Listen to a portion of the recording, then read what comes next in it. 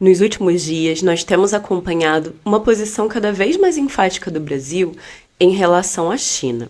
E também cabe citar em relação a todo o contexto da guerra da Ucrânia. O país ele parece escolher cada vez mais um lado e parece se posicionar cada vez mais no tabuleiro global ao lado de países autoritários. Isso independe do discurso que eles adotam de serem anti-imperialistas, antes não sei o quê, porque a realidade ela sempre vai se impor e a gente vê a forma como eles tratam o povo do seu próprio país. Ontem a gente falou um pouco sobre essa nova ordem mundial chinesa e qual a diferença em relação à atual ordem liberal. Então não deixe de ver o vídeo para você entender um pouquinho melhor esse direcionamento que a gente parece estar caminhando, que o mundo vai talvez caminhar, né? A relação Brasil-China e Brasil-Rússia parece se aprofundar cada vez mais. E como isso moldará a sociedade brasileira são cenas ainda dos próximos capítulos. Mas então, o que a gente vai exatamente falar hoje? Hoje a gente vai falar mais sobre como a cooperação entre o Brasil e a China vai muito além de toda uma questão comercial. Ela é uma relação ideológica e voltada sim para a construção de uma nova ordem internacional. Quer então entender isso melhor? Então embarca comigo e vamos lá?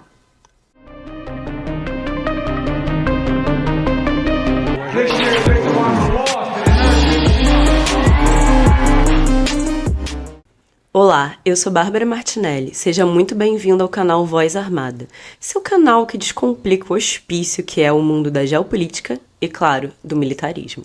Nos últimos dias, nós temos acompanhado todo esse fuzuê que a viagem do Lula à China causou, fora várias declarações polêmicas acerca da atual guerra da Ucrânia. Apesar disso pegar alguns de surpresa, para quem conhece melhor o posicionamento e o alinhamento assim, de longa data do Partido dos Trabalhadores, que é o partido do presidente Lula, sabe que isso é uma movimentação muito natural e até assim esperada de ocorrer. Lula, assim como o presidente chinês Xi Jinping, além de, claro, do presidente russo Vladimir Putin, possui toda uma coordenação acerca dos seus discursos, que sempre traz uma questão relacionada chamada ao eixo ocidental, que é liderada pelos Estados Unidos e pela Europa. Que essa visão, né, é de uma imposição de uma visão de mundo, que seria toda baseada na questão da ordem liberal e na democracia liberal. Questão essa que, como eu já disse, eu expliquei no meu vídeo de ontem.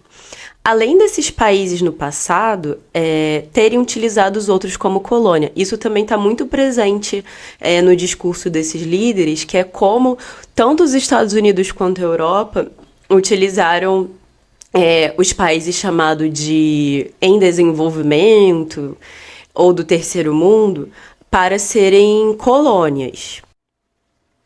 Não iremos entrar no vídeo de hoje acerca dessa questão de colonização, porque ela é bastante complexa, para ser bem sincera. Mas eu queria deixar aqui uma curiosidade, ou talvez lembrar um pouco a história para vocês. A gente já teve algo chamado Império Chinês, cujo expansionismo, assim, nos últimos 4.000 anos, virou uma das principais características de toda a história do leste asiático. A China exercia, assim, um poder muito grande, tanto com dinastias como a Qing quanto a Han, e elas influenciavam muito a política do norte e da Ásia Central, de partes do sul da Ásia. Mas assim, hoje a gente não vai falar sobre essa questão da China, da questão imperial chinesa.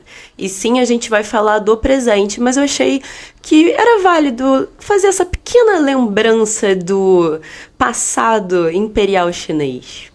Mas saindo um pouco, de fato, agora da China Império e indo para o presente, a gente pode falar que as visões de mundo brasileiras e chinesas, elas parecem cada vez mais estarem de acordo em vários pontos, seja na questão dos Estados Unidos como um grande imperialista, ou então acerca dessa visão de mundo que hoje é baseada na ordem liberal e na democracia liberal, que é um ponto onde a China e o Brasil concordam bastante em discordar da ordem, porque eles pregam uma ordem que seja mais coletiva, ou seja, baseada na democracia socialista.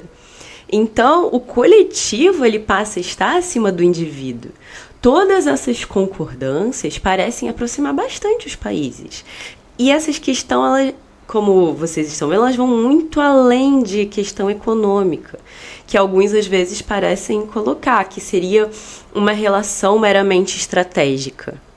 Ela é estratégica, sim, porque se a gente pensa, a China é o maior parceiro comercial hoje do Brasil. Em segundo lugar, cabe-se ressaltar que é os Estados Unidos. Mas, enfim, hoje a China é o maior parceiro do Brasil, sobretudo por conta da exportação da soja, que hoje já representa mais de 30% do que é vendido para os chineses. Mas ela também não é, porque, como a gente pode notar, o direcionamento de visão de mundo vai muito além do que apenas transações comerciais. Elas são todo um alinhamento do que se espera para que o mundo passe a seguir. Então a gente está falando de questões que englobam a cultura, os valores e toda essa questão de visão de mundo que é oposta praticada hoje pelo chamado eixo ocidental, formado pelos Estados Unidos e pela Europa. Bom, mas vamos sair um pouco dessas questões de cunho ideológico para a gente ver na prática como isso está se desenhando por meio de acordos, né? Então, recentemente, a gente teve, né, o Lula indo assinar 15 acordos com o Xi Jinping. Então, eu gostaria de destacar que um deles envolve o desenvolvimento do 5G com empresas como a Huawei, que hoje é tratada pelos Estados Unidos como uma empresa que traria um risco à segurança nacional, por assim dizer, já que ela, para os Estados Unidos, né, praticaria espionagem de toda a população. Então, esse posicionamento brasileiro, que está indo contrário ao posicionamento dos Estados Unidos, passa a colocar cada vez mais o país em sincronia com os interesses chineses. Na prática, a gente está trocando um big player por outro big player.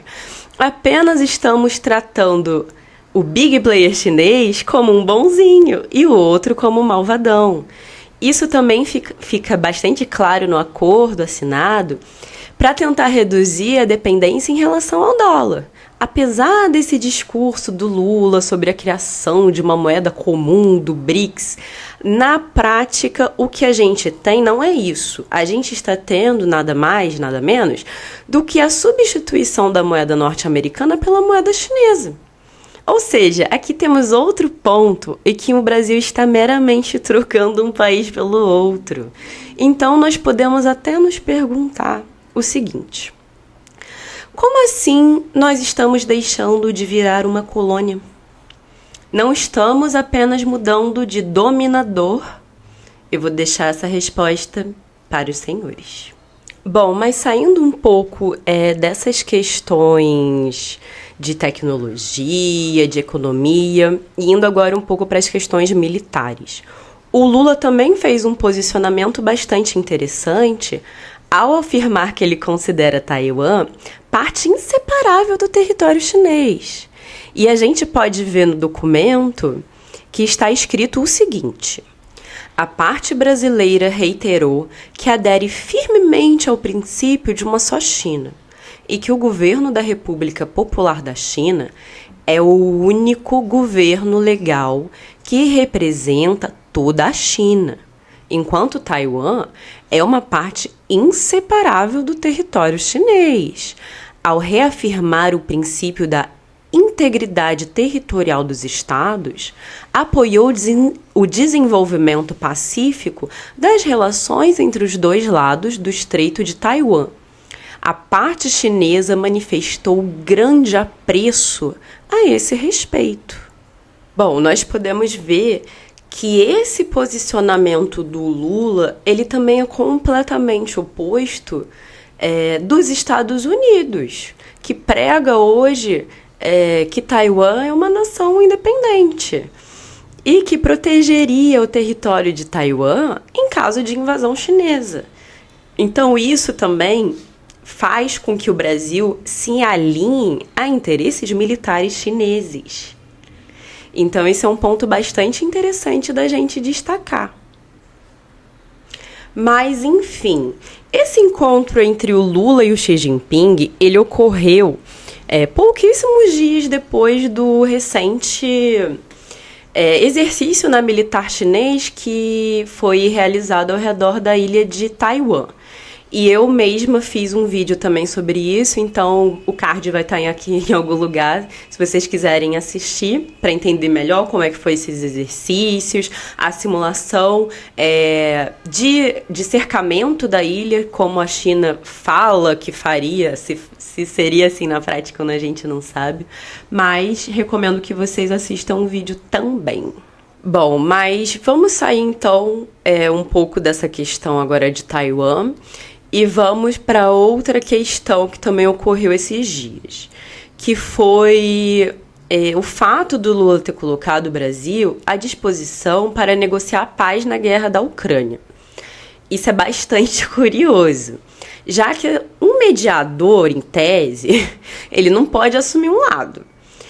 E a gente teve o oposto disso. O Lula, ele afirmou que os Estados Unidos e a Europa estão contribuindo para que a guerra continue, porque ele está armando a Ucrânia, que foi um país invadido por outro país.